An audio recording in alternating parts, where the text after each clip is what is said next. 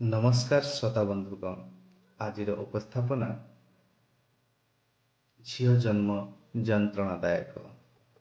एते सहज नुहे झीर बापा हेबा। एते सहज नुह झीर बापा हेबा। निज छाती रे पथर चापी निज झील को निज छाती रे पथर चापी निज झील को अन्य कहा पुओ हाथ रे टेकी दबा। जहाकु से छोटरू बड़ करिछि केते स्नेह आउ श्रद्धारे। जेते कष्ट हेले भी से केबे अभाव रखिनी ता झीर। भल स्कूल कॉलेज आउ हॉस्टेल ले पाठ पढ़ेइछि ताकू बड़ मनीष करिबा पई निज पेट को आउ पिठी की मारी। आउ ठीक जानिछि झील चाकरी कले भी ता बापा को केबे पैसाटे देई पारिबनी से, कारण सेथिरे भी ता शाशु घरर अधिकार।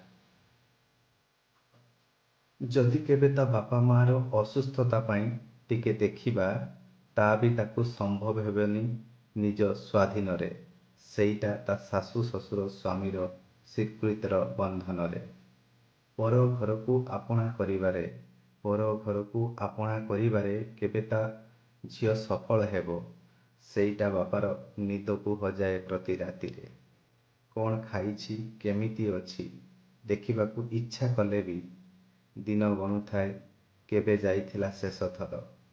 काले ता शाशु कहीदब कि तो बापा कहीं आसुची बारंबार, एई तो आसीथिला कहीं किछि तो सेमिति आनिनी एथर। सबु परे भी बापा सही जाए। सबु परे भी बापा सही जाए आउ निजे निजको बुझेई दिए। एई बोधे विधिर विधान। झील जन्म बोधे जंत्रणादायक।